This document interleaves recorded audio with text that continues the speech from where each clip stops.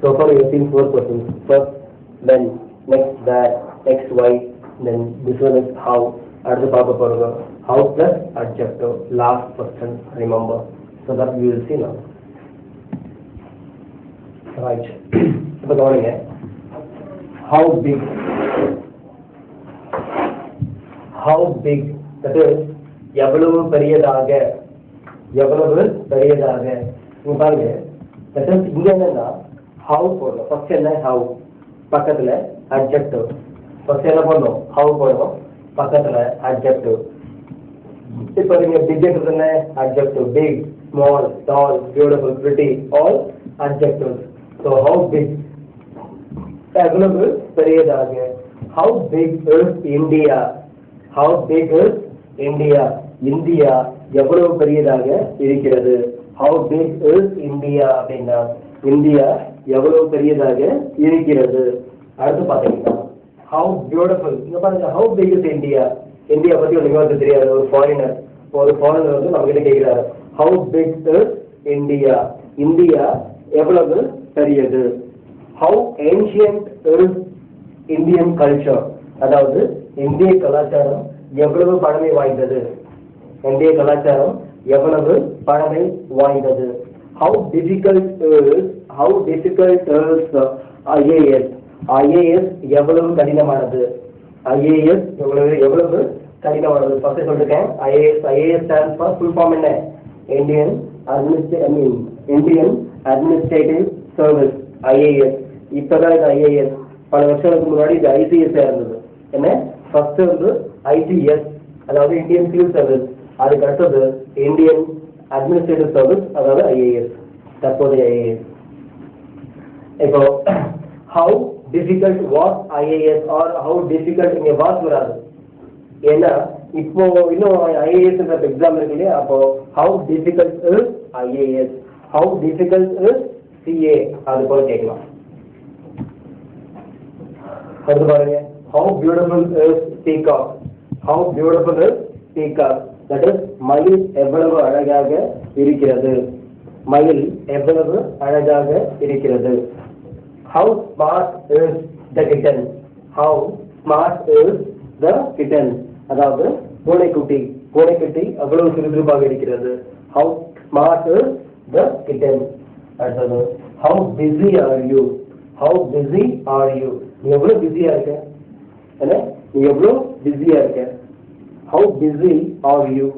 நீ எவ்வளவு பிஸியா இருக்க. How tired are you? நீ எவ்வளவு டயர்டா இருக்க. How angry are you? நீ எவ்வளவு கோபமா இருக்க. How hungry are you? நீ எவ்வளவு பசியா இருக்க. அந்த மாதிரி கேட்கறாங்க.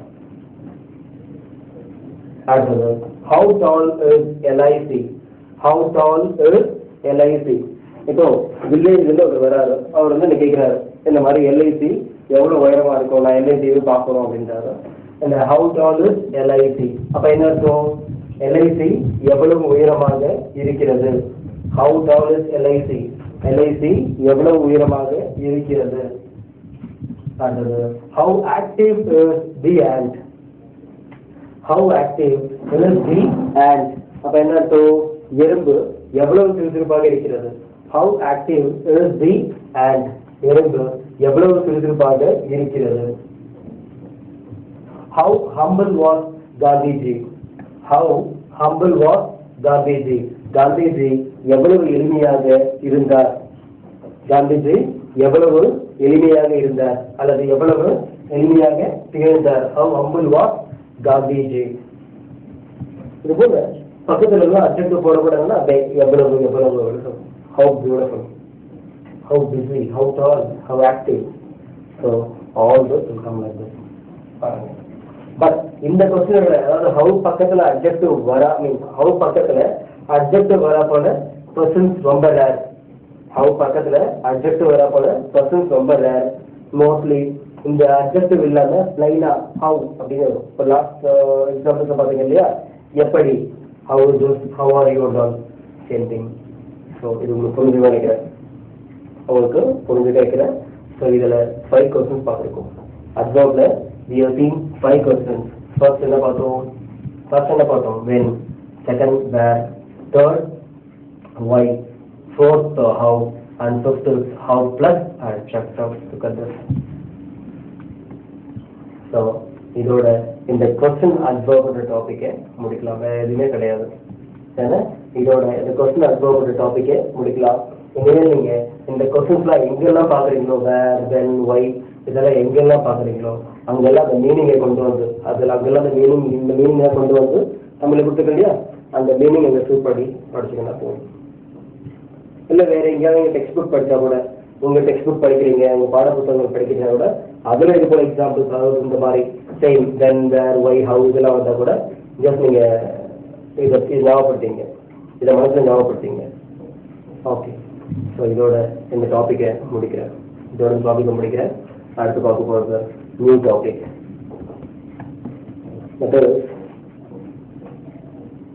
இந்த அட்வர்பை எங்கே போடணும்னு சொல்லிட்டு ஃபஸ்ட்டே சொல்லிட்டேன். அட்வர்பை எங்கே போடணும்னு சொல்லிட்டு ஃபஸ்ட்டே சொல்லிட்டேன். இருந்தாலும் சில அட்வர்ப்ஸ் பார்த்தீங்கன்னா கொஞ்சம் வித்தியாசமாக வரும். அதை நான் தனியாக வச்சுருக்கேன். சில அட்வர்ப்ஸ் கொஞ்சம் வித்தியாசமாக வரும். அதை நான் தனியாக எடுத்து வச்சுருக்கேன். ஸோ அதை நான் இப்போ சொல்கிறேன். அது எப்படி வரும்னு சொல்கிறேன். அதாவது always, almost, never, often, just, usually, generally, இது எல்லாம் எங்கெங்க யூஸ் பண்ணுறது ரொம்ப முக்கியம். இதெல்லாம் எங்கெங்க யூஸ் பண்ண சொல்கிறேன். ஸோ இதோட இந்த டாப்பிக்கை முடிக்கலாம். So will go for the next topic நான். அடுத்த டாபிக் இப்போ போகலாம் பாருங்க. இப்போது என்ன கவனிங்க. ஸோ இது வரைக்கும் நம்ம என்னென்ன பார்த்துருக்கோம் அப்படின்னு சொன்னால் அட்வர்ப் பார்த்துருக்கோம். அட்வர்பில் அந்த எக்ஸாம்பிள்ஸ் 28 எக்ஸாம்பிள்ஸ் பார்த்தோம். அதாவது அட்வர்ப் எல்லாம் எங்கே வரும் அப்படின்ட்டு நான் சொல்லியிருக்கேன் உங்களுக்கு. எல்லாமே என்ன, ஆல்மோஸ்ட் எல்லாமே பார்த்தீங்கன்னா வேர்புக்கு பின்னாடி தான் வரும். ஏதோ ஒரு சில அட்வர்ப் மட்டும்தான் வேர்புக்கு முன்னால் வரும் அப்படின்னு சொன்னேன். ஏதோ ஒரு சில அட்வர்ப் மட்டும்தான் வேர்புக்கு முன்னால் வரும் அப்படின்ட்டு. அதுக்கப்புறம் என்ன பார்த்தீங்க, கொஸ்டின்ஸ் பார்த்தோம். இப்போ தான் பார்த்தோம் கொஸ்டின்ஸ் பார்த்தோம். எத்தனை கொஸ்டின்ஸ் இருக்கு மொத்தம்? 5 கொஸ்டின்ஸ் இருக்கு. 5 கொஸ்டின்ஸ் பார்த்தீங்க. அடுத்தது இது என்னன்னா, இந்த அட்வர்ப்லாம் கொஞ்சம் வித்தியாசமாக வரும்ப்பா. இது எல்லாமே அட்வர்ப் தான். இது எல்லாமே என்ன அட்வர்ப் தான். பட் இதெல்லாம் கொஞ்சம் வித்தியாசமாக வரும். பாருங்க, always, never, just, usually, generally, almost, already, often, இது எல்லாமே பேசுனா கொஞ்சம் வித்தியாசமாக வரும். நீங்கள் பாருங்க, the adverbs like always, never, just, usually, generally, almost, already, often are used between the subject and the verb if the verb has only one word in it. Are used between the subject and the verb if the verb has only one word in it. அதாவது இந்த பாயிண்ட்ல நம்ம என்ன சொல்றோம், இந்த பாயிண்ட்ல என்ன சொல்றோம்ன்றதை கவனிங்க. அதாவது இந்த பாயிண்ட் என்னன்னா, இப்ப எழுதிப்பட்ட அட்வர்ப் இருக்கு இல்லையா, இது எல்லாமே எங்க வரும்னு சொன்னா சப்ஜெக்டுக்கும் வேர்புக்கும் இடையில வரும். இது எல்லாம் எங்க வரும்? சப்ஜெக்டுக்கும். நம்ம யூஸ் தேவைன்னா சொல்றாங்க, தேவை நம்ம யூஸ் பண்ணணும் அப்படின்னா எங்க போடணும் அப்படின்னா சப்ஜெக்டுக்கும் வேர்புக்கும் இடையில போடணும்.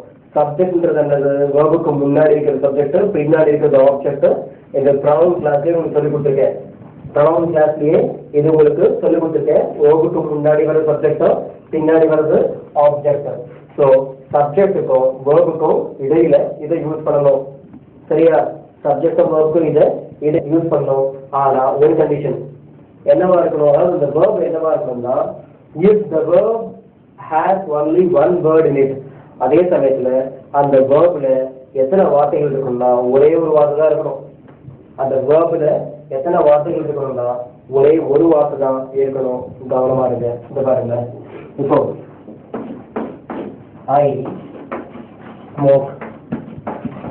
ஐ ஸ்மோக் அப்படின்னு இல்லையா, இதுல வேர்ப் எது? வேர்ப் இது. வேர்புக்கு முன்னாடி இருக்க சப்ஜெக்ட் சொல்லுங்க இல்லையா, வேர்புக்கு முன்னாடி இருக்கிறது என்ன? சப்ஜெக்ட். அப்போ ஐ சப்ஜெக்ட், ஸ்மோக் வேர்ப். இப்ப என்ன பண்ணணும் அப்படின்னு சொன்னா இந்த ஆல்வேஸ், நெவர்லாம் இருக்கு இல்லையா, எங்க போடணும்? சப்ஜெக்டுக்கும் வேர்புக்கும் இடையில போடணும். எங்க போடணும்? சப்ஜெக்டுக்கும் வேர்புக்கும் இடையில போடணும். எப்போ இடையில போடணும் அப்படின்னா, எப்போ இது போல கண்டிஷன், எப்போ இது போல போடணும்னா இந்த வேர்ப் இருக்குல்ல, இந்த வேர்ப்ல ஒரே ஒரு வார்த்தை இருக்கணும். இந்த வேர்ப்ல ஒரே ஒரு வார்த்தை இருந்தாதான், இந்த வேர்ப் என்ன ஒரே ஒரு வார்த்தையா இருக்கணும். அப்படி இருந்தாதான் இப்போ இது இடையில நம்ம அட்வர்ப் போட முடியும். இந்த அட்வர்ப்லாம் இந்த பாருங்க, இங்க பாருங்க, ஐ நெவர் ஸ்மோக் சென்டென்ஸ் கிடைச்சுதான். ஃபர்ஸ்ட் இருந்தது ஐ ஸ்மோக், அப்ப என்ன அர்த்தம்? நான் புகைக்கிறேன். ஐ நெவர் ஸ்மோக் அப்படின்னா நெகட்டிவ் மீனிங், நான் ஒருபொழுதும் புகைப்பதில்லை. ஐ நெவர் ஸ்மோக் அப்படின்னா நான் ஒருபொழுதும் புகைப்பதில்லை. இங்க பாருங்க, நெவர் அப்படின்னு நெவர் வந்திருக்கா? ஐ நெவர் ஸ்மோக், நான் ஒருபொழுதும் புகைப்பதில்லை. இப்போ ஐ ஆல்வேஸ் ஸ்மோக், அப்ப என்ன அர்த்தம்? ஐ ஆல்வேஸ் ஸ்மோக் அப்படின்னா நான் எப்பொழுதும் புகைப்பிடிக்கிறேன். I always smoke. ஃபர்ஸ்ட் பார்த்து ஐ நெவர் ஸ்மோக், இது ஐ ஆல்வேஸ் ஸ்மோக். ஸோ இப்போ இதுக்கு எக்ஸாம்பிள்ஸ் மட்டும் எழுதி போடுறேன், இது மட்டும் பாருங்க. இப்போ இது ரொம்ப பெருசு ஒன்றும் கிடையாது, ஜஸ்ட் கவனிங்க இது மட்டும். இப்போ ஐ நெவர் ஸ்மோக், இது பாருங்க, இது என்ன சப்ஜெக்ட் என்ன சொல்ல? இப்போ அதாவது சப்ஜெக்டுக்கும் வேர்புக்கும் இடையில, சப்ஜெக்டுக்கும் வேர்புக்கும் இடையில அட்வர்ப் யூஸ் பண்ணணும். அதே சமயத்துல இந்த வேர்ப்ல ஒரே ஒரு வார்த்தை தான் இருக்கணும். எப்படி? இந்த வேர்ப்ன்றது ஒரு வார்த்தையா இருக்கணும். பாருங்க, ஸ்மோக்ன்றது என்ன? ஸ்மோக்ன்றது ஒரே ஒரு வார்த்தை தான். அப்பதான் என்ன பண்ணுவீங்க? இது போல இடையில போடணும். பாருங்க, ஐ நெவர் ஸ்மோக், நான் ஒருபொழுதும் புகைப்பதில்லை. ஐ நெவர் ஸ்மோக், நான் ஒருபொழுதும் புகைப்பதில்லை. அதை இது பாருங்க, he always comes late. இப்போ he comes late அப்படின்னா என்ன அர்த்தம்? அவன் தாமதமாக வருகிறான். இதுல வேர்புக்கு முன்னாடி இருக்கிறது என்ன? சப்ஜெக்ட் ஆச்சா? இப்போ வேர்ப்ல எத்தனை வார்த்தை இருக்கு? வேர்ப் எத்தனை வார்த்தை இருக்கு? வேர்ப் என்ன? ஒரே ஒரு வார்த்தை தானே. பாருங்க, ஒரே ஒரு வார்த்தை. அப்ப என்ன பண்ணுவீங்க? ஆல்வேஸ் பண்ணணும். நீங்க என்ன பண்ணணும்? ஆல்வேஸ். அப்போ பாருங்க, she always comes late. அப்ப என்ன அர்த்தம்? அவன் எப்பொழுதும், ஆல்வேஸ் அர்த்தம் எப்பொழுதும், அவன் எப்பொழுதும் தாமதமாக வருகிறான். he always comes late, அவன் எப்பொழுதும் தாமதமாக வருகிறான். he always comes late. அப்படிங்கிற ஒரு எக்ஸாம்பிள் கூட எழுதலாம்.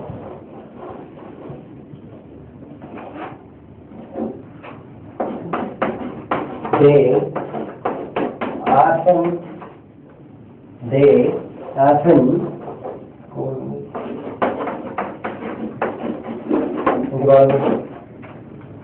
இதனது கோல்டு திட்டுறது. they scold me. அப்ப என்ன அர்த்தம்? அவர்கள் என்னை திட்டுகிறார்கள். இப்ப இந்த வேர்ப் எது? வேர்புக்கு முன்னாடி ஒரு என்ன? சப்ஜெக்ட். வேர்ப்ல எத்தனை வார்த்தை இருக்கு? ஒரே ஒரு வார்த்தை இருக்கு. இப்ப என்ன பண்ணணும்? அட்வர்ப இடையில போடணும். ஏன்?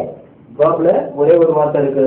அப்ப கவனிங்க, ஆல்வேஸ் அட்வர்ப், often. அப்போ they often scold me அப்படின்னா அவர்கள் என்னை அடிக்கடி திட்டுகிறார்கள். அப்படின்ற மீனிங் கிடைக்கும். அவர்களை அடிக்கடி திட்டுகிறார்கள். இப்ப பாருங்க, இப்ப ஃபர்ஸ்ட் எழுதியோட நோட்டு, அந்த நோட்டுக்கு ஃபர்ஸ்ட் பாயிண்ட் இது. இப்போ அடுத்த பாயிண்ட் எழுதி போட்டேன், அதே கவனிங்க. ஓகே, இப்போ அடுத்த பாயிண்ட் பாருங்க.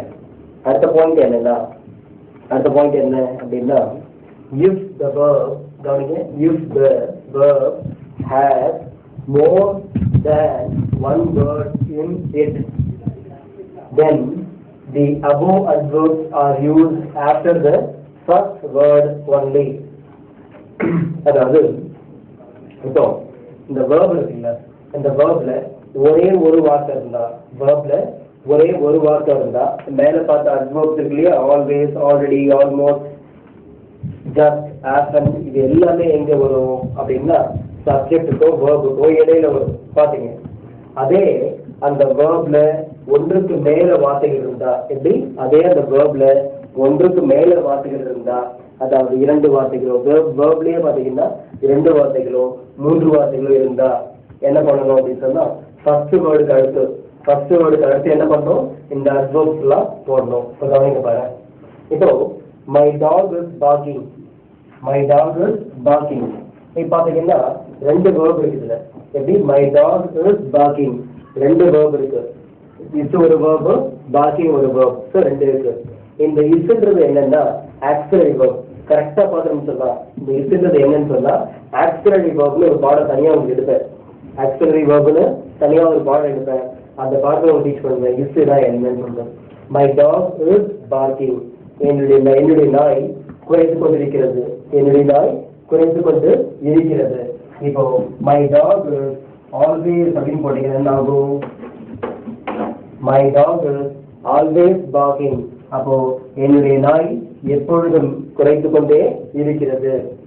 ஸோ இந்த பாருங்க, இது என்ன, இது ஒரு வேர்பு, இது ஒரு வேர்பு. அப்போ ரெண்டு வேர்பு இருந்தா ரெண்டு வேர்ப் அல்லது மூணு வேர்ப், அதாவது வேர்ப்லயே இரண்டு வார்த்தைகள் அல்லது மூன்று வார்த்தைகள் இருந்தா என்ன பண்ணணும்னு சொன்னா முதல் வார்த்தைக்கு அடுத்து அட்வர்ப் போடணும். இதுல என்னது இதுதானே பாருங்க. இருக்கு பார்க்கிங் இருக்கு பாரு. இந்த வேர்ப்ல ரெண்டு வார்த்தைகள் இருக்கு. ரெண்டு மூன்று வார்த்தைகள் இருந்தா முதல் வார்த்தைக்கு பக்கத்துல அட்வர்ப் போடணும். இது போல பாருங்க, இதான முதல் வார்த்தை. பக்கத்துல பாருங்க ஆல்வேஸ் போட்டிருக்கா. அப்போ my dog is always parking.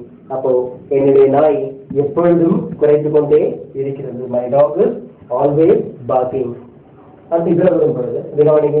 The train had already left the station. The train had already left the station. இப்போ ஏற்கனவே எப்படி இருந்தது சென்டென்ஸ், எப்படி இருந்தது ஏற்கனவே சென்டென்ஸ் எப்படி இருந்ததுன்னா இப்போ ஆல்ரெடிலாம் கிடையாது. அதாவது சென்டென்ஸ் ஃபர்ஸ்ட் எப்படி இருந்ததுன்னா the train had left the station. The train had left the station. இப்போ இந்த சென்டென்ஸ்ல வேர்ப்ல எத்தனை வார்த்தைகள் இருக்கு பாருங்க. இது ஒண்ணு, இது ரெண்டு. ஸோ இங்கே பாத்தீங்கன்னா இங்க என்னன்னா வேர்ப்ல ரெண்டு வார்த்தைகள் இருக்கு. அப்ப என்ன பண்ணணும், முதல் வார்த்தைக்கு பக்கத்துல என்ன பண்ணணும் அட்வர்பை யூஸ் பண்ணணும். அப்ப என்ன பண்ணணும், முதல் வார்த்தைக்கு பக்கத்துல அப்படின்னு சொன்னா இங்க என்ன பண்ணலாம் ஆல்ரெடி. அப்போ என்ன ஆகும் ஆல்ரெடி அப்படின்னா the train had already left the station. The train had already left the station அப்படின்னா ரயில் ஏற்கனவே, ஆல்ரெடி என்ன அர்த்தம் ரயில் ஏற்கனவே நிலையத்தை விட்டு புறப்பட்டு இருந்தது. Train had already left the station. ரயில் ஏற்கனவே ரயில் நிலையத்தை விட்டு புறப்பட்டிருந்தது. இதை பார்த்தீங்கன்னா he will never listen to you. First இருந்தது நல்லா கவனிங்க. he will listen to you சொன்னா அவன் உன்னை கவனிப்பான். he will listen to you அப்படின்னு சொன்னா அவன் உன்னை கவனிப்பான். இப்போ லாஸ்ட் சென்டென்ஸ்ல verb இருக்கா? இருக்கு. எத்தனை வேர்ட் இருக்கு வேர்ப்ல? எத்தனை வார்த்தைகள் இருக்கு? ரெண்டு இருக்கு. ஒன்னு will, இன்னொன்னு listen. இந்த will என்னது அப்படின்னா ஆக்சுவலி வேர்ப். இதே அந்த கிளாஸ் உங்களுக்கு எடுப்பேன். So he will listen to you அப்படின்னும் போது இங்க வேர்ப்ல எத்தனை வார்த்தைகள் இருக்குன்னா ரெண்டு வார்த்தைகள் இருக்கு. One is will, another one is listen. இப்ப நம்ம ரூல் என்னன்னா ஃபர்ஸ்ட் வேர்டுக்கு பக்கத்துல அட்வர்ப் போடணும். அப்போ நெவர் போட்டா என்ன ஆயிடும், he will never listen to you. அப்ப என்ன சொன்னா அவன் உன்னை ஒருபொழுதும் கவனிக்க மாட்டான். அது நீ பேசுவதை அவன் ஒருபொழுதும் கவனிக்க மாட்டான். he will never listen to you. So இது போல பாருங்க. ஃபர்ஸ்ட் சொல்ல பாயிண்ட் என்னன்னு சொன்னா வேர்ப்ல ஃபர்ஸ்ட் சொல்ல பாயிண்ட் என்ன, வேர்ப்ல ஒரே ஒரு வார்த்தை இருந்தா சப்ஜெக்டும் வேர்புக்கும் இடையில வரும். இது என்னன்னு சொன்னா வேர்ப்ல ஒன்றுக்கு மேல வார்த்தைகள் இருந்தா முதல் வார்த்தைக்கு பக்கத்துல அட்வர்ப் போடணும். இதான் ரூல். அந்த அட்வர்ப்ஸ் என்னென்னு லிஸ்ட் கொடுத்தேன். Always, already, almost, never, happen, just எல்லாம் பார்த்தீங்க.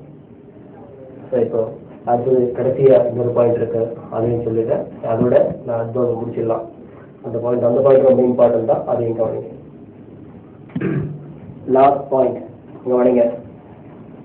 இந்த பாயிண்ட் என்ன இருக்கு?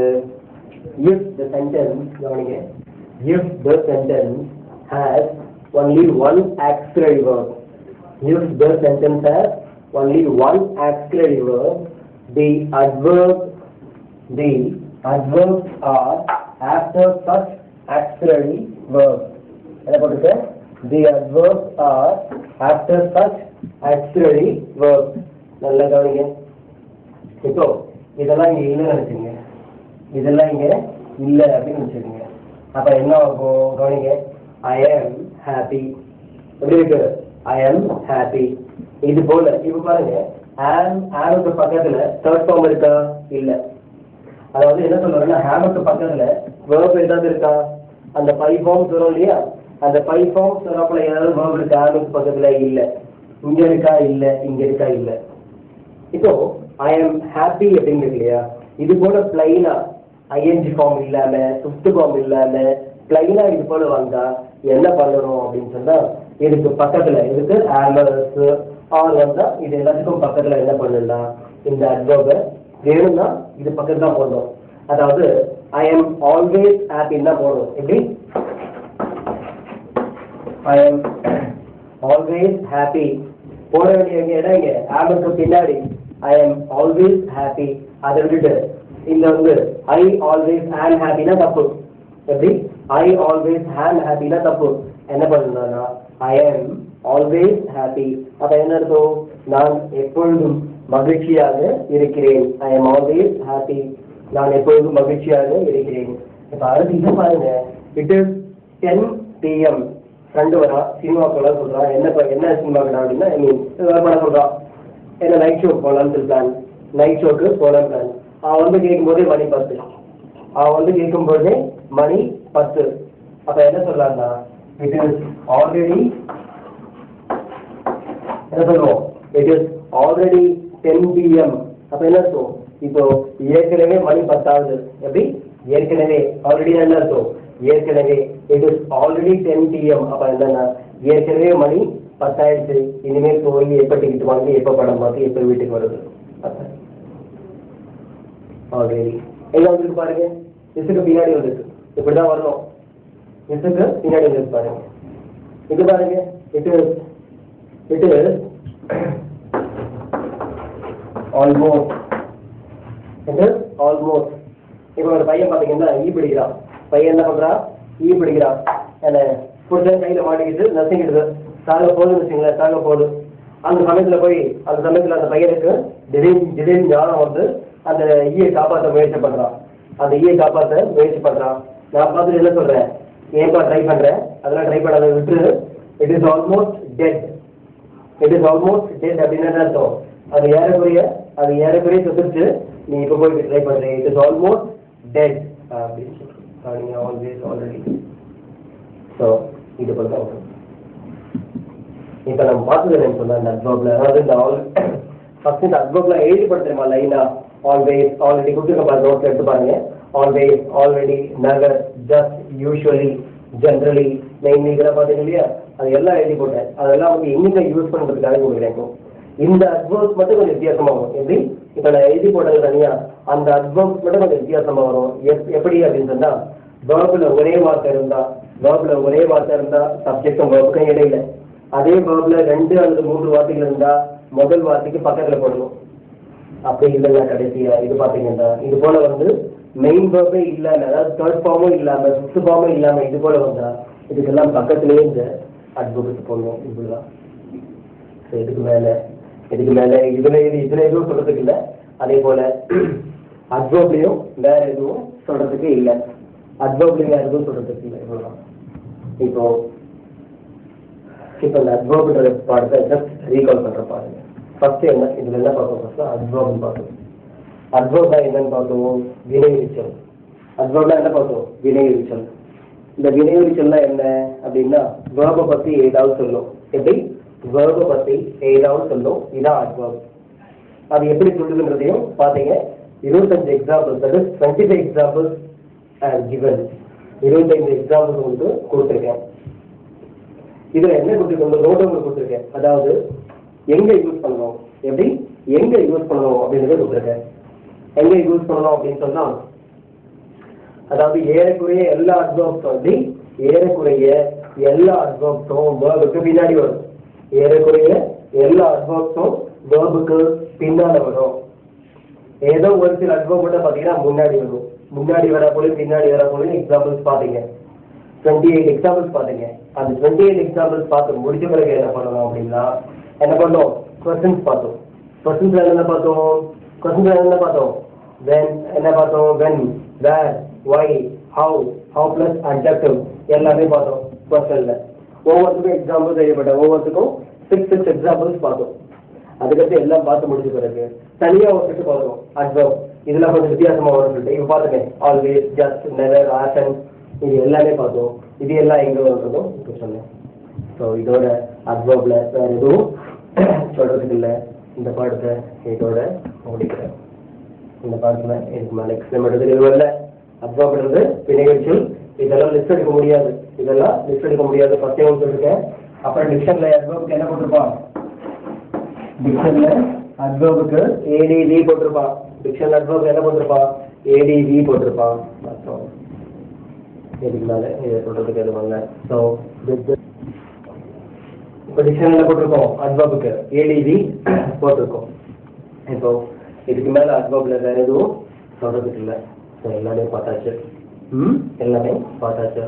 இதோட இந்த அட்வர்ப்ன்ற பாடத்தை முடிக்கிறேன்.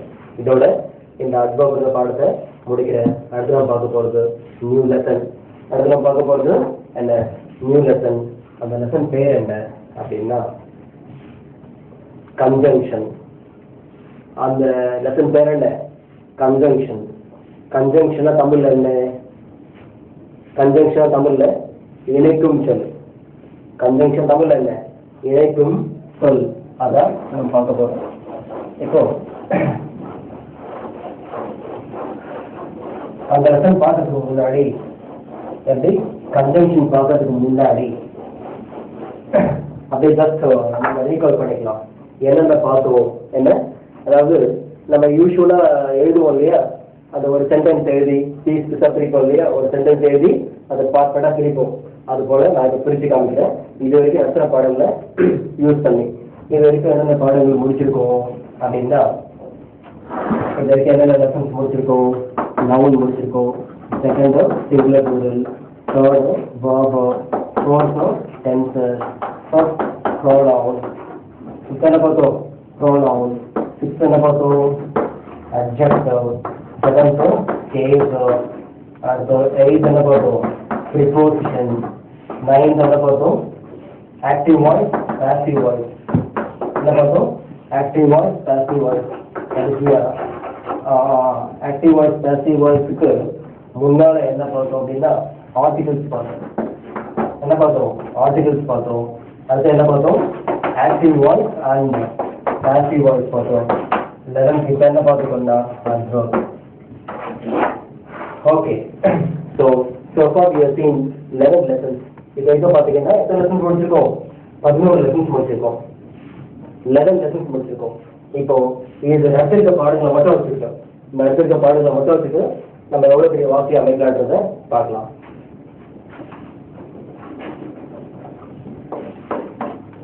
I paid my son fees. I paid my son fees at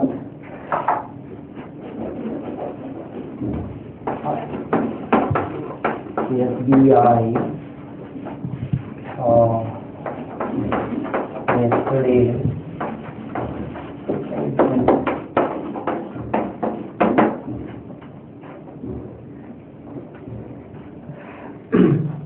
இப்போ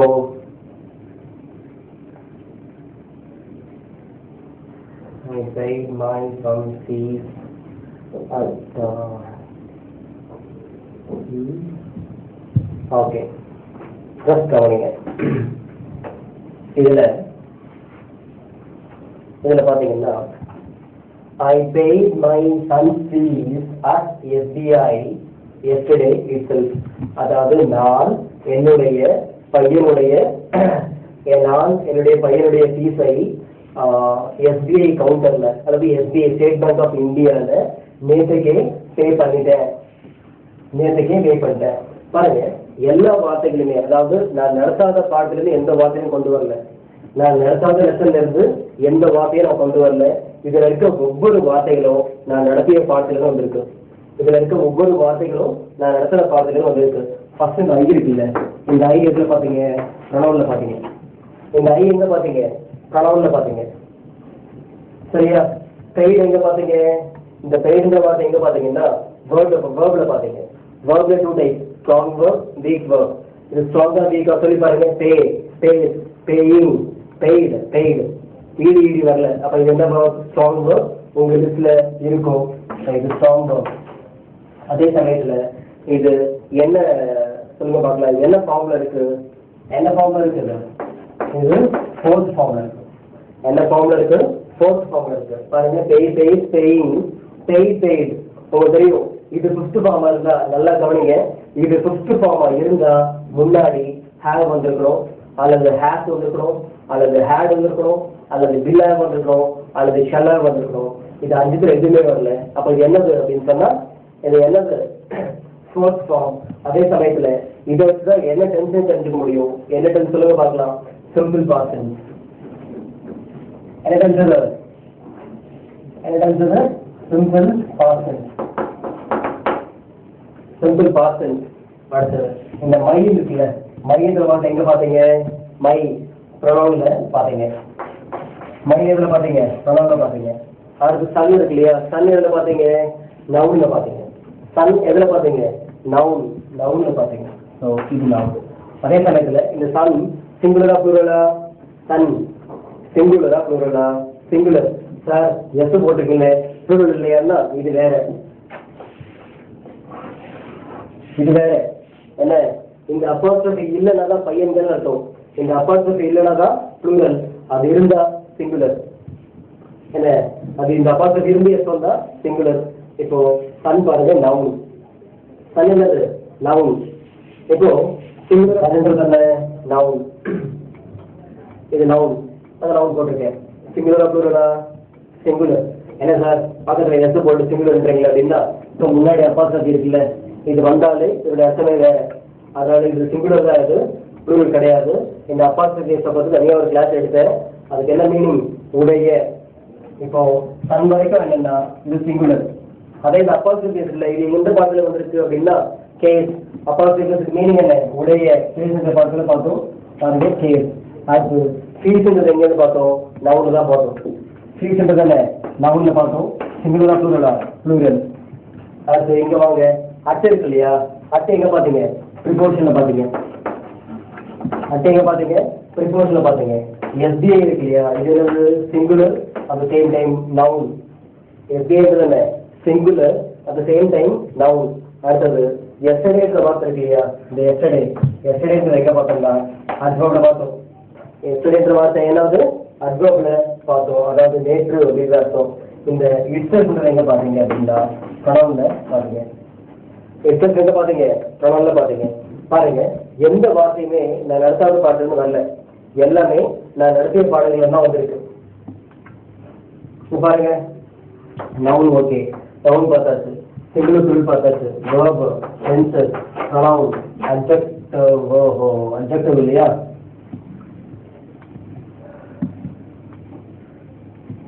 ஓகே, அட்ஜெக்டிவ். இப்போ I paid my elder son's fees. I paid my elder son's fees அப்படின்னா மூத்த மகன், மூத்த மகன். இந்த எல்டர் இருக்கு இல்லையா, எல்டர்ன்ற வார்த்தை எங்க வந்தது அப்படின்னா அட்ஜெக்ட்ல வந்தது. எல்டர்ன்ற வார்த்தை எங்க இருந்தது? அட்ஜெக்ட்ல இருந்தது. I paid my elder son's fees at SBI yesterday itself. நான் என்னுடைய மூத்த மகனுடைய ஃபீஸை SBIல நேற்றே பே பண்ணிட்டேன். பாருங்க, அட்ஜெக்டிவும் வந்துடுச்சு. அடுத்து கேஸ். கேஸ் தான் சொன்னேன், அப்பாஸ்ட்ரோஃபி எஸ் பாருங்க, கேஸ். இப்போ இதுவும் ஓகே. ப்ரிபோஷன் பாருங்க, அட்டு இருக்கு, ஸோ அட்டு ஓகே. அடுத்து ஆர்டிகல் ஏ அண்ட் அதை விட்டுருங்க, அது பிரச்சனை கிடையாது. அடுத்து ஆக்டிவ் வாய்ஸா பாசிவ் வாய்ஸா? இது என்ன வாய்ஸ் சொல்லுங்க பார்க்கலாம். ஆக்டிவ் வாய்ஸா பாசிவ் வாய்ஸா? பாருங்க, ஃபர்ஸ்ட் ஃபார்ம் இருந்தாதான் ஆக்டிவ் வாய்ஸ், ஃபிஃப்த் ஃபார்ம் இருந்தா ஆக்டிவ் வாய்ஸ். இங்க இருக்கிறது என்னன்னா ஃபோர்த் ஃபார்ம் தான் இருக்கு. அப்ப என்னன்னா இது ஆக்டிவ் வாய்ஸ். பாசிவ் வாய்ஸ்ன்றது எப்ப பாசிவ் வாய்ஸ் சொல்லணும்? சென்டென்ஸ்ல ஃபிஃப்த் ஃபார்ம் இருந்து, சென்டென்ஸ்ல ஃபிஃப்த் ஃபார்ம் இருந்து முன்னாடி am, are, was, were, have been, has been, had been, will have been, shall have been இதெல்லாம் இருந்தாதான் அது பாசிவ் வாய்ஸ். அதெல்லாம் இல்லாம ப்ளைனா ஃபோர்த் ஃபார்ம் வந்தா இது ஆக்டிவ் வாய்ஸ். அப்போ இன்னும் ரெடியாச்சு. அடுத்தது அட்வர்ப் எங்க இருக்கு? எஸ்டர்டே பாருங்க. அப்போ உங்களாலேயும் இது போல வாக்கியங்கள் அமைக்க முடியும், உங்களாலேயும் இது போல வாக்கியங்கள் அமைக்க முடியும். இது என்னது? இதை பே பண்ணிட்டேன் அப்படின்ற மீனிங். இது பே பண்ணலன்னா என்ன வரும்? I did not pay my son fees, இல்ல I did not pay my elder son fees at SBI yesterday itself அப்படின்னு வரும். அதாவது இதுக்கு நெகட்டிவ், இது என்னது? பாசிட்டிவ். பே பண்ணியாச்சு, நாட் பண்ணா பே பண்ணலன்ற நெகட்டிவ் ஃபார்ம் வரும். இதுதான் இந்த மாதிரி. இப்போ அட்வர்பும் சேர்த்துருக்கு. ஓகே, சரி. இப்போ இதோட இன்னைக்கு கிளாஸ் முடிக்கிறேன். நான் சொன்ன போல உங்களுக்கு நாளைக்கு நம்ம new chapter, that is conjunction will start. tomorrow will start with conjunction. நாளைக்கு என்ன பண்ணலாம்? கன்ஜங்ஷன் ஸ்டார்ட் பண்ணலாம். இப்போ அந்த கன்ஜங்ஷன்றது ரொம்ப இன்ட்ரெஸ்டிங்கா இருக்கும். கன்ஜங்ஷன் என்ன ரொம்ப இன்ட்ரெஸ்டிங்கா இருக்கும். இந்த லெசன் நீங்க முடிச்சிட்டீங்கன்னா, அந்த கன்ஜங்ஷன் லெசன் இருக்கு இல்லையா, இது நம்ம முடிச்சிட்டோம் அப்படின்னு சொன்னா ரெண்டு வாக்கியத்தை எப்படி இணைக்கிறது அப்படின்னு தெரிஞ்சிடும். எப்படி ரெண்டு வாக்கியத்தை எப்படி இணைக்கிறது அப்படின்னு தெரிஞ்சிடும். அது தெரிஞ்ச பிறகு உங்களால என்ன சொன்னா பெரிய பெரிய வாக்கியம் தான் அமைக்க முடியும். அது கன்ஜங்ஷன் தெரிஞ்ச பிறகு உங்களால பெரிய பெரிய வாக்கியம் தான் அமைக்க முடியும். அது எப்படி என்னன்னு சொல்லிட்டு நாளை கிளாஸ்ல உங்களுக்கு டீச் பண்றேன். ஸோ இன்னைக்கு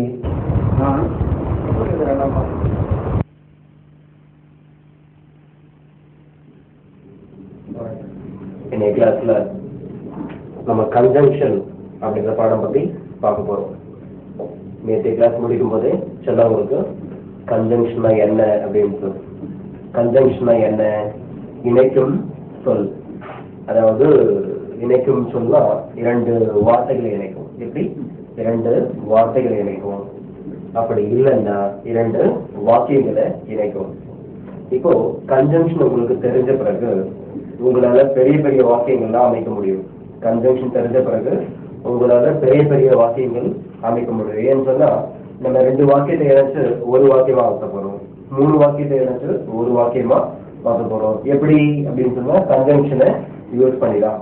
இப்ப கன்ஜங்ஷன் அப்படின்னா இதுல சில வார்த்தைகள் இருக்கு. என்னெல்லாம் கன்ஜங்ஷன் அப்படின்னு சொல்லிட்டு இங்க இதுக்கு இந்த கிளாஸுக்கு முன்னாடி ப்ரிபோசிஷன் அப்படின்னு ஒரு பாடம் நடத்துறேன். உங்க எல்லாருக்கும் ஞாபகம் நினைக்கிறேன். ப்ரிபோசிஷன் அப்படின்னு சொல்லிட்டு ஒரு பாடம் நடத்துறேன். அந்த பாடத்தை கூட நீங்க என்ன பாத்தீங்க? ஒரு 48 ப்ரிபோசிஷன்ஸ் பாத்தீங்க. மொத்தம் எத்தனை பாத்தீங்க? 48, அதாவது 48 ப்ரிபோசிஷன்ஸ் பாத்தீங்க. அது தவிர வேற இங்கிலீஷ்ல ப்ரிபோசிஷன்ஸ் கிடையாது.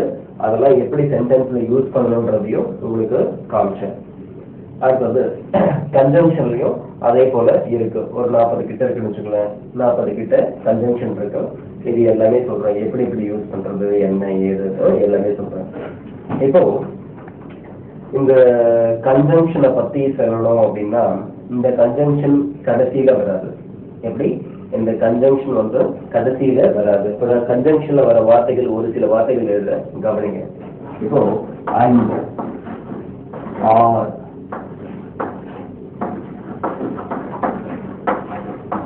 because, but இது போல நிறைய வார்த்தைகள் இருக்கு. இப்போ and, or, because, but இது போல வார்த்தைகள் எல்லாமே என்னன்னா கன்ஜங்ஷன். இது போல வார்த்தைகள் எல்லாமே என்ன? கன்ஜங்ஷன். டிக்ஷனரியில இந்த வார்த்தைகள்லாம் எடுத்து பார்த்தீங்கன்னா அந்த வார்த்தைகள் பக்கத்துல என்ன போட்டிருப்பாங்கன்னா பிராக்கெட்ல CONJ போட்டிருப்பான். எப்படி?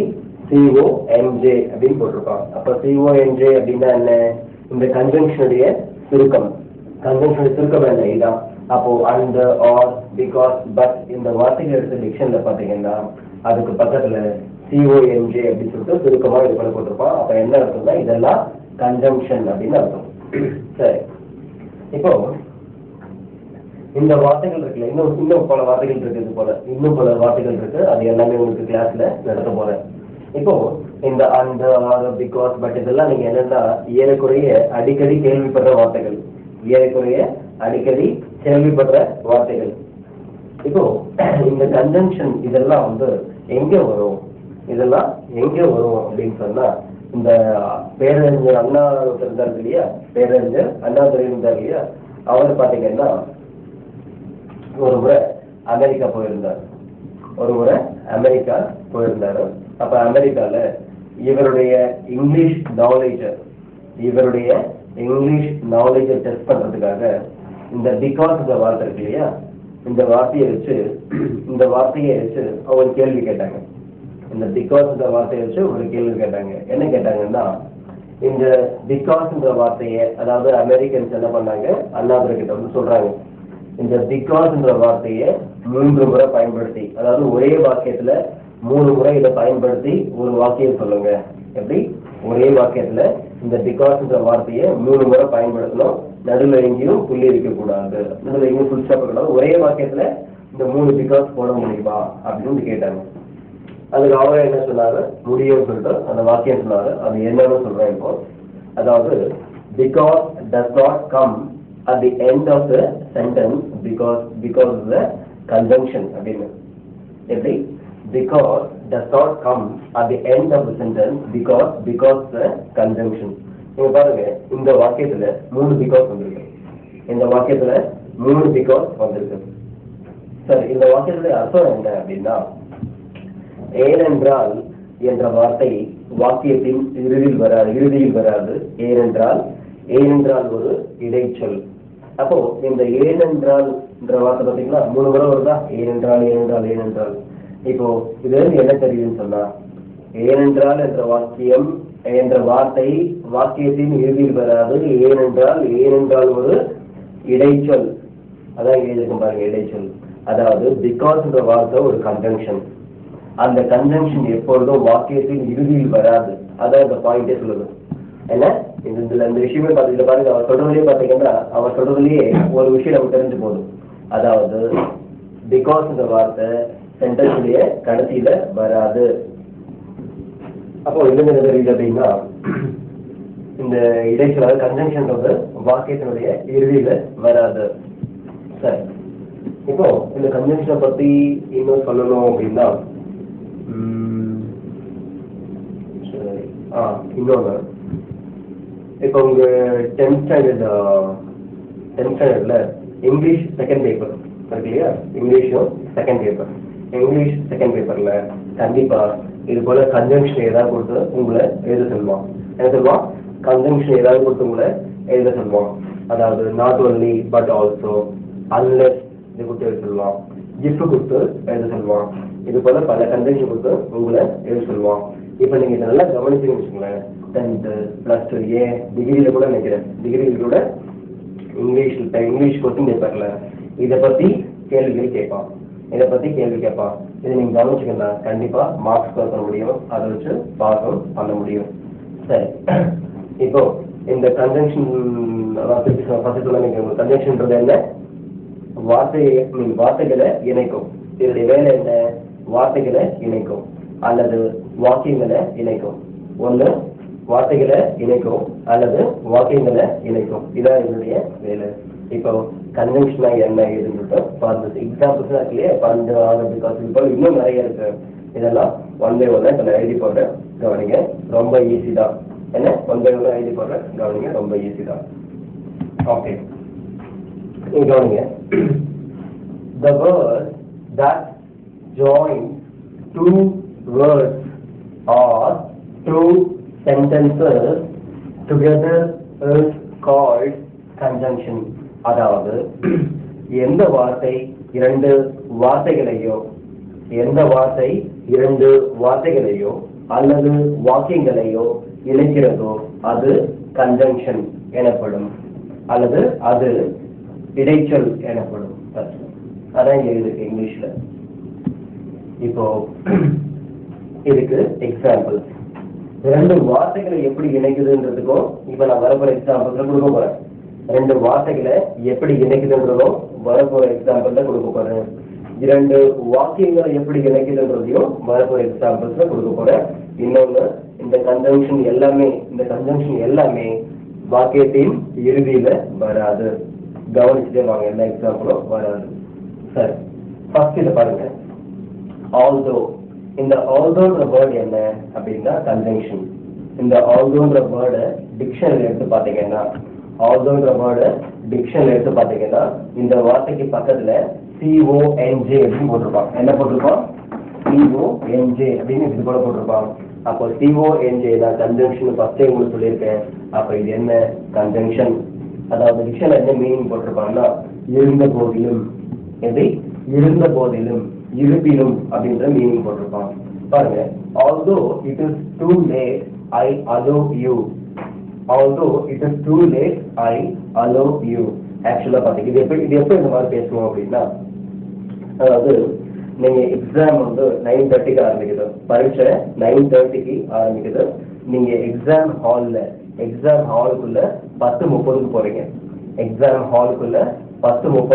போறீங்க. அவங்ககிட்ட எக்ஸாமின் இருப்பாரு. எக்ஸாம் ஹால்ல சூப்பர்வைசர் இருக்காங்க இல்லையா, அவங்க கிட்ட நீங்க கேக்குறீங்க இந்த மாதிரி பண்ணுங்க. அவர் என்ன பண்றாரு, ரொம்ப பரிதாபப்பட்டு அவர் என்ன சொல்றாரு, although it is too late I allow you to write the exam அப்படின்னு சொல்லி மெசேஜ் சொல்றாங்க. அப்ப என்ன அர்த்தம்? அதாவது although it is too late, அதாவது அதிக தாமதம் ஆகிவிட்டது. although it is too late என்ன, அதாவது ரொம்ப நேரம் கழிச்சு நீ வந்திருப்பினும், ரொம்ப நீண்ட நேரம் கழித்து வந்திருப்பினும் நான் உன்னை பரீட்சை எழுத அனுமதிக்கிறேன் அப்படின்னு சொல்றாங்க. although it is too late. இப்போ இப்படியே சொல்லலாம், இருப்பினும் although I am weak I can run. அப்ப என்ன அர்த்தம்? நான் பலகீனமாக இருப்பினும் நான் நன்றாக ஓட முடியும். although I have studied in Tamil medium I can speak English very well. அப்ப என்ன அர்த்தம்? நான் தமிழ் மீடியத்திலிருந்து வந்திருப்பினும் கூட, நான் தமிழ் மீடியம் படித்திருப்பினும் கூட என்னால் ஆங்கிலம் நன்றாக பேச முடியும். ஓகே, சரி கவனிங்க. இப்போ although அப்படின்னா இருப்பினும். இப்போ அடுத்த கன்ஜங்ஷன்லாம் இருக்கு, அதெல்லாம் 1 by 1 பார்க்கலாம். நிறைய இது போல பார்க்க வேண்டியது பார்க்கலாம். இப்போ இந்த எக்ஸாம்பிள் கவனிங்க. ஃபர்ஸ்ட் எக்ஸாம்பிள்ல although பாத்தீங்க. இப்போ இந்த எக்ஸாம்பிள்ல என்ன பார்க்க போறீங்க அப்படின்னா, and I want health and wealth. அப்ப என்ன அர்த்தம்? எனக்கு செல்வமும் வேணும், ஆரோக்கியமும் வேணும். I want health and wealth. எனக்கு செல்வமும் வேணும், ஆரோக்கியமும் வேணும். health and wealth. இப்போ health அப்படின்னா என்ன? ஆரோக்கியம். wealthனா என்ன? செல்வம். I want health and wealth. அதாவது எனக்கு ஹெல்த்தும் வேணும், வெல்த்தும் வேணும். இந்த அண்டுக்கு டிக்ஷன் எடுத்து மீனிங் பாத்தீங்கன்னா, மற்றும் என்ன போட்டிருப்பாங்க? மற்றும் அப்படின்னு போட்டிருப்பாங்க. இப்போ Goku and Ramu are friends. எப்படி? Goku and Ramu are friends. அப்ப என்ன அர்த்தம்? கோகுவும் ராமுவும் நண்பர்கள். Air and sea இப்படி சொல்லலாம். We cannot live without air and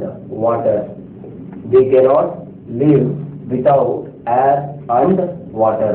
அதாவது காற்றும் நீரும் இல்லாமல் நம்மால் வாழ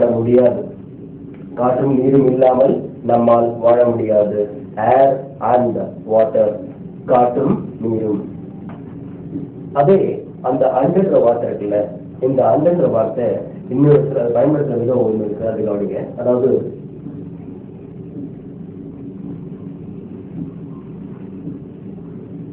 சில வார்த்தைகள் வரும்போது, சில வார்த்தைகள் லைனா வந்துட்டு இருக்குன்னு, சில வார்த்தைகள் லைனா வந்துட்டே இருக்கு. அதுல உன்னை முடிக்கணும்னு சொல்லும்போது கடைசி வார்த்தைக்கு முன்னாடி வந்துடணும். எப்படின்னா அதுக்கு புரியாத நீங்க சொன்னா புரியாது உங்களுக்கு. எப்படி இப்படி சொல்ல பாருங்களேன். இப்போ Gopal, Ramu, Gopu, Suresh, Ravi and Kumar are friends. இங்க பாருங்க, முதல்ல என்ன சொன்ன 5 பேர் சொன்னேன். முதல்ல 5 பேர் சொல்லிட்டு இந்த கடைசி பேருக்கு முன்னாடி கடைசி வார்த்தைக்கு முன்னாடி அண்டு போட்டுக்கணும். கடைசி வார்த்தைக்கு முன்னாடி அண்டு போடணும். கூட தொடர்ந்து வார்த்தைகள் வரும் பொழுது கடைசி வார்த்தைக்கு முன்னால அண்டு போடணும். அது வரைக்கும் என்ன பண்ணணும், கமா கமா கமா போட்டு வரணும்.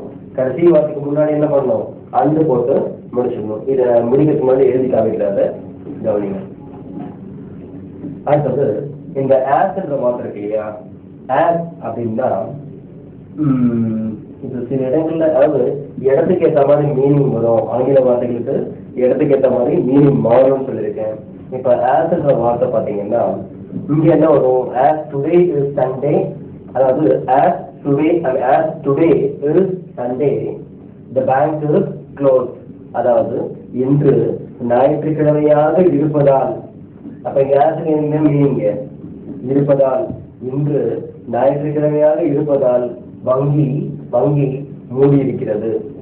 இன்று ஞாயிற்றுக்கிழமையாக இருப்பதால் வங்கி மூடி இருக்கிறது. As today is Sunday, the bank is closed. இது போல நிறைய உதாரணம் சொல்லலாம். இது போல நிறைய உதாரணங்கள் சொல்லலாம். அதாவது as my சொல்லலாம், as my father is earning only 1,500 rupees, I cannot buy a scooter. அப்ப என்ன அர்த்தம், என்னுடைய அப்பா 1,500 மட்டும் சம்பாதிப்பதால் என்னால் ஒரு ஸ்கூட்டர் வாங்க முடியாது. அதாவது நிறைய பேர் என்கிட்ட சொல்லுவாங்க, ஏன்பா நீ இங்கிலீஷ் பேசல, நீ ஏன் இங்கிலீஷ் பேசல அப்படிதான் சொல்லுவாங்க. அதுக்கு என்ன சொல்லுவாங்க, அதுக்கு as I studied in Tamil medium, I cannot speak English அப்படின்னுவாங்க. அதாவது நான் தமிழ் மீடியத்தில் படித்ததால் என்னால் ஆங்கிலம் பேச முடியவில்லை. இப்போ as I am very tired today, I cannot continue the class. அப்ப என்ன அர்த்தம், நான் இன்று மிகவும் களைப்பாக இருப்பதால் என்னால் வகுப்பை தொடர முடியாது அல்லது தொடர முடியவில்லை. அப்புறம் as my income is more than 36,000, I have to pay income tax. அப்ப என்ன அர்த்தம், என்னுடைய வருமானம் 36,000க்கு மேலே இருப்பதால் நான் வருமான வரி செலுத்த வேண்டும். அந்த ஆள் அப்படின்னு சொல்லி சரி. இப்போ அடுத்தது கவனிங்க. 4th example, I will not come tomorrow because I am very tired. இப்ப பாருங்களேன், இப்போ இன்னைக்கு நாங்க என்ன பண்றோம், இந்த ட்ரேட் ஃபேர் இருக்குல்ல, ட்ரேட் ஃபேர் அப்படின்னா என்ன, சுற்றுலா பொருட்காட்சி இருக்கு இல்லையா, சுற்றுலா பொருட்காட்சி மெட்ராஸ்ல என்ன வருஷம் போடுற வழக்கம் உண்டு.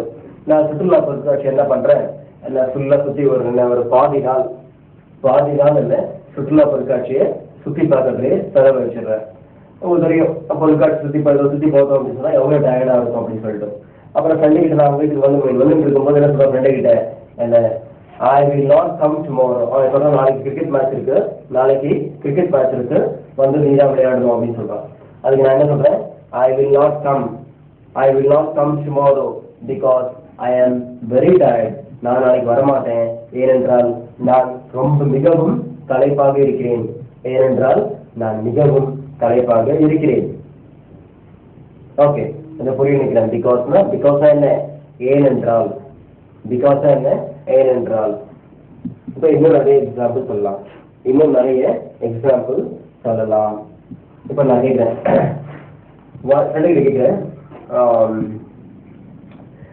ஏன்டா ஃபீஸ் கட்டல அப்படின்னு. அதுக்கு என்ன சொல்லுவான்,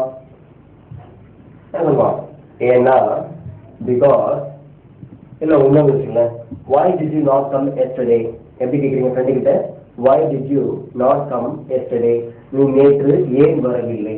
அதுக்கு என்ன சொல்லுவான்? because my father was admitted in the hospital. my father was admitted in the hospital. ஏன்னா வரலன்னு சொன்னா அவன் சொல்லுவான் பிகாஸ் ஏனென்றால் எங்க அப்பாவை ஹாஸ்பிட்டல்ல அட்மிட் பண்ணோம், எங்க அப்பாவை ஹாஸ்பிட்டல்ல அட்மிட் பண்ணோம், அதனால வர முடியல. என்ன இப்போ there will not be, இங்க பாருங்க, there will not be any class on Monday. there will not be any class on Monday because சொல்லலாம் because தீபாவளி, ஏனென்றால் தீபாவளி வருகிறது. அதாவது திங்கட்கிழமை வகுப்புகள் ஏதும் இல்லை, ஏனென்றால் தீபாவளி, ஏனென்றால் தீபாவளி.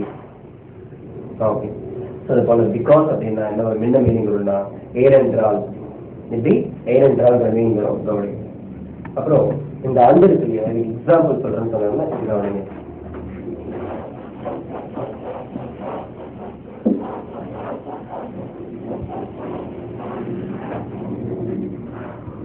என்ன சொல்லலாம் அப்படின்னு சொன்னா I bought or I have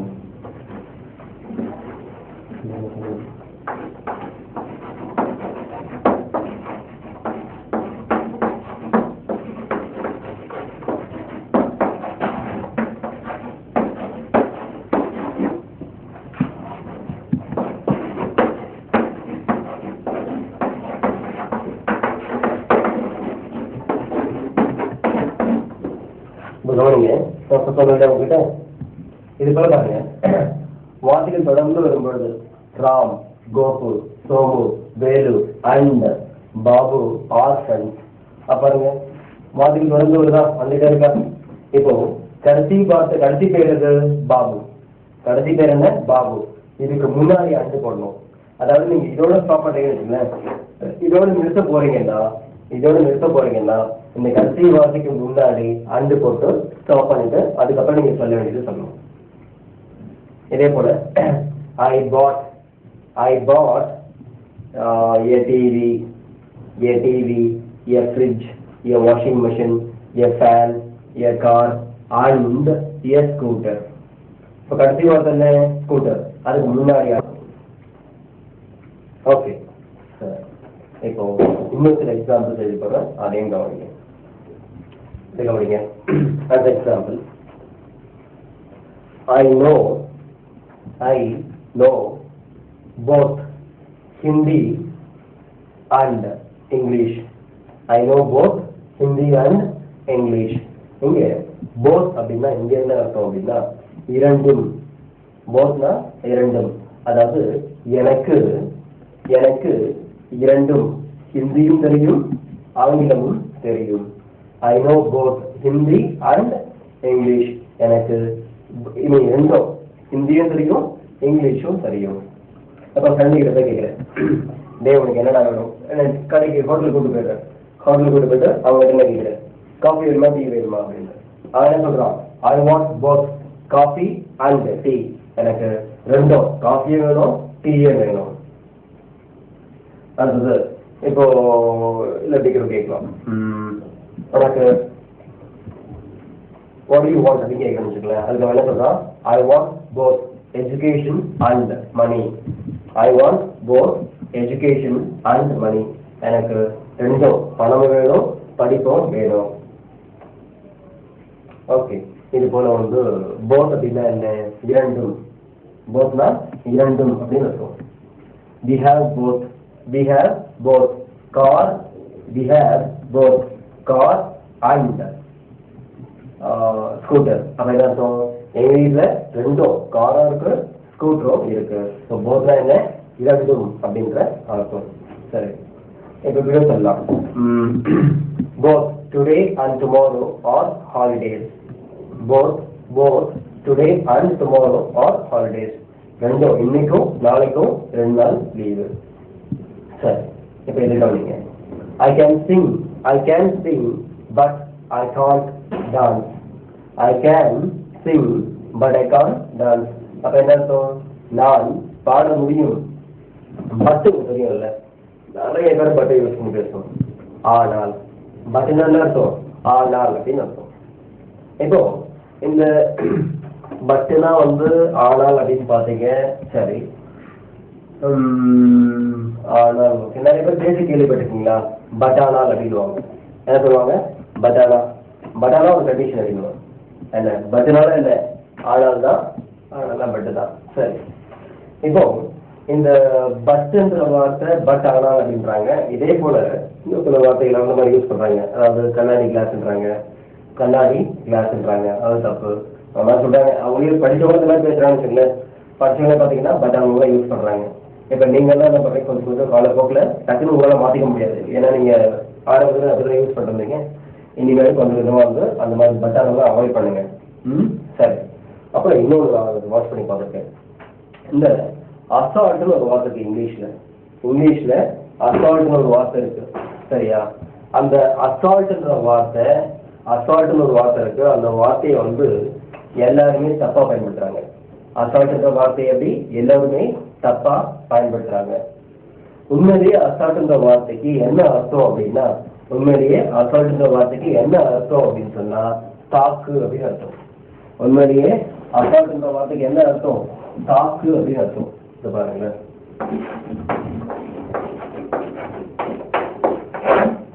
assault அப்படின்னா தாக்கு அப்படின்னு அர்த்தம். இப்போ யாருமே இந்த வார்த்தையை அந்த இடத்துல யூஸ் பண்றது கிடையாது. நிறைய பேர் நான் கேள்விப்பட்டிருக்கேன். எப்படி யூஸ் பண்ணுவாங்க? சில உதாரணங்கள் கொடுக்குறேன், கவனிங்க. இப்போ சங்கர் கிரிக்கெட் விளையாடும் சிக்ஸர் அடிச்சான்னு வச்சுங்களேன். சிக்ஸர் அடிச்சான், அதுக்கு என்ன சொல்றான்? என்ன அசால்ட்டா சிக்ஸர் அடிச்சான் பாத்தியா, என்ன அசால்ட்டா சிக்ஸர் அடிச்சான் பாத்தியா. அசால்ட்டா ஒரு ஆதாரம் போட்டுப்பான். என்ன அசால்ட்டா சிக்ஸர் அடிச்சான் பாத்தியா. அசால்ட்டா என்ன அடிச்சிருக்காங்க, என்ன ஈஸியா சிக்ஸர் அடிச்சான் பாத்தியா அப்படின்னு சொல்லுவாங்க. அப்ப அது அசால்ட்டா பாஸ் பண்ணிட்டான். நம்ம தான் விழுந்து படிக்கிறோம். அவன் பத்தியா இங்க நம்ம எப்ப படிக்கிறாங்க, என்ன அசால்ட்டா பாஸ் பண்ணிட்டான் பத்தியா. அசால்ட்டா பாஸ் பண்ணிட்டாங்க என்ன அர்த்தம்? சுலபமா ஈஸியா பாஸ் பண்ணிட்டான் அப்படின்னு அர்த்தம் நினைக்கிறாங்க. அது உண்மை அப்படி கிடையாது. என்ன அசால்ட்டா பேசுறா பத்தியா இங்கிலீஷ். என்ன அசால்ட்டா இங்கிலீஷ் பேசுறான். அசால்ட்னா என்ன ஈஸியா பேசுற, என்ன தர அந்த மாதிரி மீனிங் நினைக்கிறாங்க. உண்மையிலேயே அசால்ட்டுக்கு அந்த அர்த்தம் கிடையாது. அசால்ட்னா மீனிங் என்ன? தாக்கு. அசால்ட்னா மீனிங் என்ன? தாக்கு. இதான் அர்த்தமே இருக்கு. உண்மையான அர்த்தம் என்ன? அசால்ட்டுக்கு தாக்கு தான். டிக்ஷனரி எடுத்து நீங்க பாருங்க. டிக்ஷனரியில எடுத்து பாத்தீங்கன்னா அசால்ட்டுக்கு மீனிங் என்ன போட்டிருக்கோம்? தாக்கு, அட்டாக் அப்படின்னு போட்டிருக்கோம். ஒரு முறை ராஜீவ் காந்தி ஸ்ரீலங்கா போன போது, உங்க எல்லாருக்கும் தெரியும் நினைக்கிறேன். ஒரு முறை ராஜீவ் காந்தி ஸ்ரீலங்கா போன பொழுது அங்க ஸ்ரீலங்கன் ராணுவத்துல இருந்து ஒருத்தர் என்ன பண்ணாருன்னா, அந்த துப்பாக்கி இருக்கு இல்லையா, அந்த துப்பாக்கி ஆக்சுவலா ரைஃபிள்னு சொல்லுவாங்க. அந்த ரைஃபிளை திருச்சி தலையில அடிச்சாரு. அவன் அடிச்சா யார? ராஜீவ்காந்தி மேல அடிச்சும்போது ராஜீவ் தப்பிச்சாரு. எல்லா கட்ட தலையில பட்டிருக்கோம். அப்போ அடுத்த பேப்பர்ல என்ன வருதுன்னு சொன்னா, Rajiv Gandhi was assaulted by a Sri Lankan soldier அப்படின்னு வருது. அப்ப என்ன அர்த்தம் அப்படின்னு சொன்னா ராஜீவ் காந்தி இலங்கை சிப்பாயால் தாக்கப்பட்டார். அசால்ட் அசால்ட் வந்து. ஸோ இது என்ன தெரியுது? அசால்ட் இந்த மீனிங் என்ன? அசால்ட் அர்த்தம் என்ன? தாக்கு. இனிமேலையாவது அசால்ட் வார்த்தையை அசால்ட்டா யூஸ் பண்ணாதீங்க.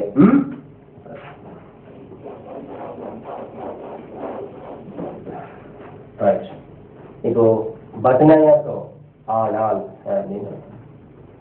I can Singh but I can't dance. நான் பாட முடியும் ஆனால் ஆட முடியாது.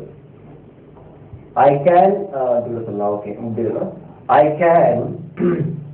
can run or I can walk but I cannot run. அப்ப என்ன அர்த்தம்? நான் நடக்க முடியும் ஆனால் ஓட முடியாது. I can give you 100 rupees but I can't give you 1000 rupees. அப்ப என்ன அர்த்தம்? நான் 100 ரூபாய் கொடுக்க முடியும் ஆனால் 1000 ரூபாய் கொடுக்க முடியாது. I can come with you but I cannot come with your father. என்னால் உன்னுடன் வர முடியும் ஆனால் உன்னுடைய தந்தையுடன் வர முடியாது. பாருங்க, ஆனால் I can understand Tamil movies but I cannot understand Hindi movies. அப்ப என்ன அர்த்தம்? என்னால் தமிழ் படங்களை புரிந்து கொள்ள முடியும், ஆனால் ஹிந்தி படங்களை புரிந்து கொள்ள முடியாது. I can pass BCom but I cannot pass IAS. அப்ப என்ன அர்த்தம்? நான் BCom பாஸ் செய்ய முடியும், ஆனால் IAS பாஸ் செய்ய முடியாது. ஓகே, இப்போ பட்னா என்ன அர்த்தம்? ஆனால் அப்படின்னு அர்த்தம். அடுத்து கவனிங்க. Prem was arrested. Prem was arrested. However, no charge sheet has been filed. Prem was arrested. However, no charge sheet has been filed. அப்ப என்ன அர்த்தம்? பிரேம் கைது செய்யப்பட்டான். பிரேம் கைது செய்யப்பட்டான். இருப்பினும் சார்ஜ் ஷீட் ஏதும் ஃபைல் செய்யவில்லை. சார்ஜ் ஷீட் ஏதும் ஃபைல் செய்யவில்லை. however அப்படின்னா இருப்பினும். however அர்த்தம் இருப்பினும். இப்போ பாத்தீங்கன்னா இங்கிலீஷ் நியூஸ் நீங்க கேட்டீங்கன்னா, இங்கிலீஷ் நியூஸ் கேட்டீங்க அப்படின்னு சொன்னா curfew has been சொல்லுவாங்க. curfew has been imposed in Srinagar. However, the situation is under control. சொல்லுவாங்க curfew has been imposed in Srinagar. However, the situation is under control. அப்ப என்ன அர்த்தம் சொன்னா, ஊரடங்கு உத்தரவு ஸ்ரீநகரில் அமுல்படுத்தப்பட்டிருக்கிறது. இருப்பினும் நிலைமை கட்டுப்பாட்டுக்குள் இருக்கிறது.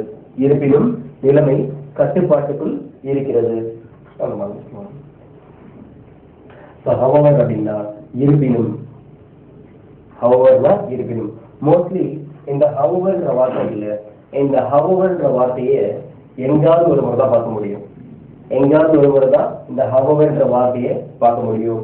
குறிப்பா சொன்னா நியூஸ் பேப்பர்ல அடிக்கடி வரும், நியூஸ் பேப்பர்ல வரும், மேகசின்ஸ்ல வரும், இங்கெல்லாம் அடிக்கடி வரும் however.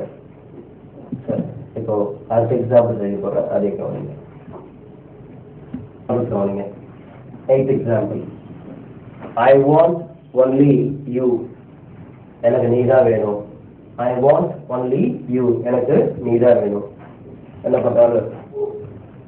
சொர்க்கத்துல நரகத்துல எம்மன் நேரம் வீட்டுக்குள்ள வந்துட்டு, நான் உன்னை உன் உயிரை பெற்று போறேன்னு சொல்லிட்டேன். நான் சொல்றேன், என் உயிரை எடுத்து போகாத, எங்க மாமியார் இருக்காங்க, அவங்க கிச்சன்ல மாமியார் படுத்துட்டு இருக்காங்க, அவங்க உயிரெல்லாம் எடுத்து போவாங்க அப்படின்னு. அதுக்கு அவன் என்ன சொல்றான்? I want only you. நீதான் எனக்கு வேணும். அவங்க கிடையாது, நீதான் எனக்கு வேணும். ஐ வாண்ட் ஒன்லி யூ அப்படின்னு. ஒன்லி ஐ வாண்ட் ஒன்லி யூனா நீதான், அதான் தான் அப்படின்னு வரும். நீதான் தான் அப்படின்னு வரும். I want only idli. அப்ப என்ன சொல்லுவோம்? எனக்கு இட்லி தான் வேணும். I want only puri. எனக்கு பூரி தான் வேணும். I want only bajji. Only bajji. So ஒன்லினா என்ன மட்டும், தான் அப்படின்ற மீனிங் வரும் இந்த ஒன்லிக்கு. இப்போ அடுத்து கவனிங்க. bring your mom or dad. மம் அப்படின்னா மம்மி. இப்போ மம்முனா என்ன? மம்மி. டேட்னா என்ன? டேடி. மம்முன்னு சொல்லாது. அம்மான்றதுக்கு அம்மாவுக்கு என்னென்ன சொல்லலாம் அப்படின்னா மதர். என்ன சொல்லலாம்? மதர். மம்மி. மம் இருக்கா? மம். அதே இது பாத்தீங்கன்னா ஃபாதர் சொல்லலாம். ஃபாதர். டேடி. டேட். சுருக்கமா டேட். இங்க சுருக்கமா மம் அப்படின்னா. மம் அப்படின்னா உம்முன்னு கூட மம்முன்னு சொல்லலாம். என்ன? ஒயர் கீட்டிங் யூர்செல்ஃப் மம் அப்படின்னா ஏன் உம்முன்னு இருக்குன்னு கூட அர்த்தம் இருக்கு மம்முன்னா. ஸோ இந்த இடத்துல மம்னா என்ன? அம்மா. டேட்னா அப்பா. அம்மை அப்பன். கவனிங்க. bring your mom or dad. ஸ்கூல்ல டீச்சர் சொல்லி எடுக்கிறாரு. டீச்சர் என்ன சொல்றாரு? நாளைக்கு டீச்சர்ஸ் பேரண்ட்ஸ் அசோசியேஷன் மீட்டிங் ஒன்று இருக்கு, அதுக்கு உங்க அப்பாவையாவது அல்லது அம்மாவையாவது கூட்டு வா அப்படின்றாரு. அதுக்கு என்ன சொல்ல பாருங்க? bring your mom or dad. உங்களுடைய அம்மாவாவது அல்லது அப்பாவாவது அழைத்து வா அப்படின்னு சொல்லுவோம். bring your mom or dad. or என்ன அர்த்தம்? அல்லது. இந்த ஓஆர் இருக்கு இல்லையா? ஓஆர் ஆருக்கு மீனிங் என்ன? அல்லது அப்படின்னு. give அப்படின்னு சொல்லலாம். give, send or pencil. எப்படி give pen or pencil. பேனா அல்லது pen or pencil. பேனா அல்லது pencil கொடு. take this or that. இது அல்லது அது. இதை அல்லது அதை எடுத்துக்கொள். ஏதாவது ஒண்ணு. ரெண்டுத்துல ஏதாவது ஒண்ணு. Do you want to see English movie or Tamil movie? Do you want to see English movie or Tamil movie? English movie பார்க்கணுமா தமிழ் மூவி அல்லது தமிழ் மூவி பார்க்கணுமா அல்லது அப்படின்ற மீனிங் வரும்.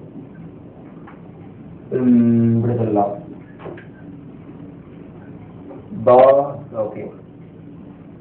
No difference between anything. Okay. Government job, உனக்கு என்ன job வேணும் கேக்குறேன். உனக்கு என்ன வேலை வேணும்?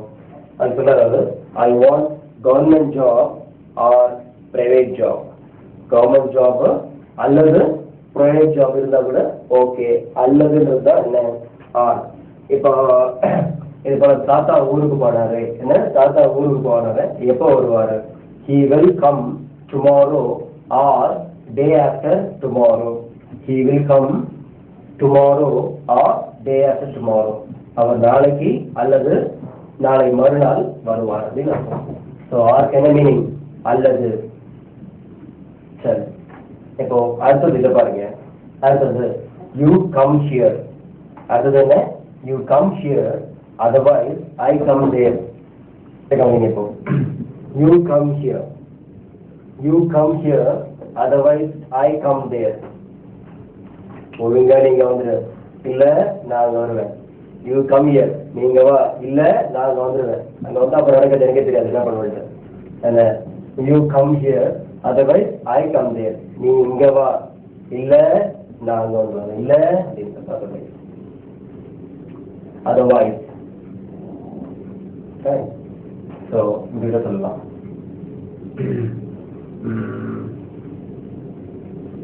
You just wait for 10 days, otherwise we send a letter to the chief minister. அதாவது ஃபர்ஸ்டே நீங்க ஏதோ ஒரு டிபார்ட்மெண்ட்டுக்கு ஒரு கம்ப்ளைண்ட் ஏதோ பண்ணிருக்கீங்கன்னு வச்சுங்களேன். அது சம்பந்தமா எந்த நடவடிக்கையும் எடுக்கல. அதுக்காக சொல்றது wait for 10 days for a proper reply. ஒரு நாள் பதிலுக்கு 10 days வெயிட் பண்ணி பாரு. Otherwise send a letter to the chief minister. என்ன அப்படி இல்லைன்னா chief minister ஒரு லெட்டர் அனுப்பலாம் அல்லது அனுப்பு அப்படின்னு. அதர்வைஸ் அப்படின்னா இல்லை, இல்லை எனில், இல்லைன்னா அப்படின்னு. Otherwise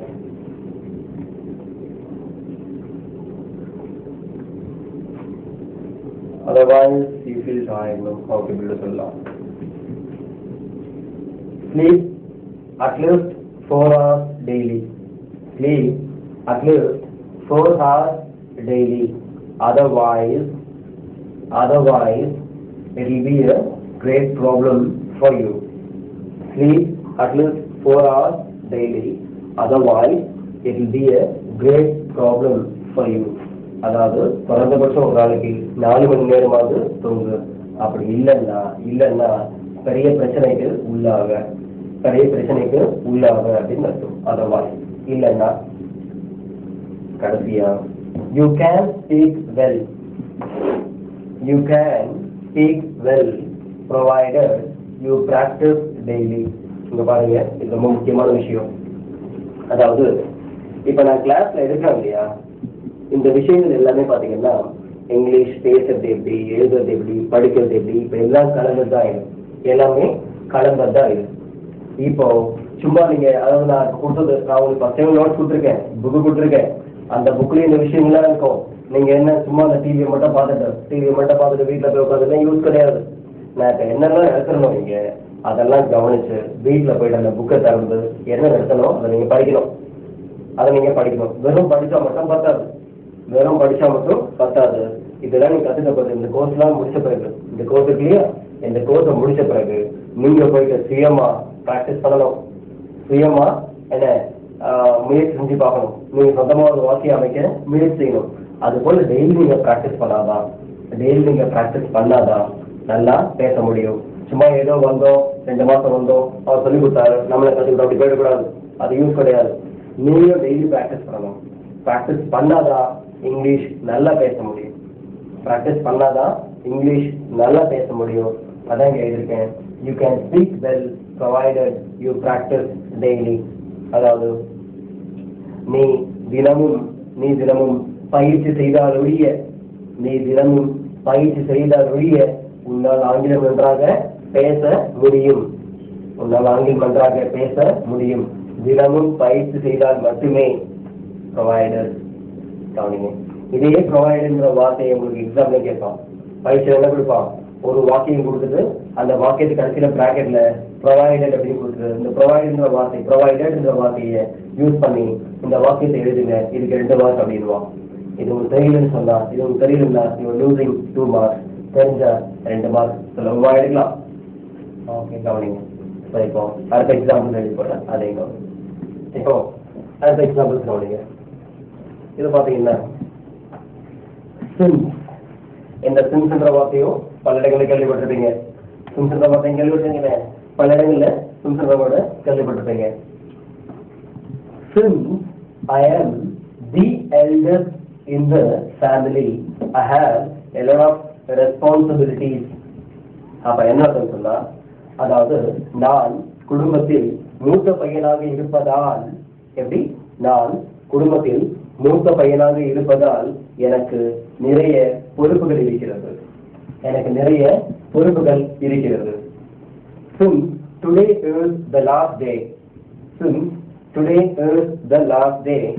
I want to wish every one of you personally. அதாவது இன்று கடைசி நாளாக இருப்பதால், since today is the last day, இன்று கடைசி நாளாக இருப்பதால், அந்த இருப்பதால் அப்படின்றது since வரும். Since I am already married, I cannot get marry you again. அப்ப என்ன அர்த்தம்? Or since I am already married, I cannot marry you again. அப்ப என்ன அர்த்தம்? இப்போ எனக்கு ஏற்கனவே திருமணமாக இருப்பதால் இன்னொரு மறுமணம் செய்ய முடியாது. Since I am already married. Since you are a graduate, you cannot say I don't know English. நீ ஒரு பட்டதாரியாக இருப்பதால் எனக்கு ஆங்கிலம் தெரியாது என்று கூற முடியாது.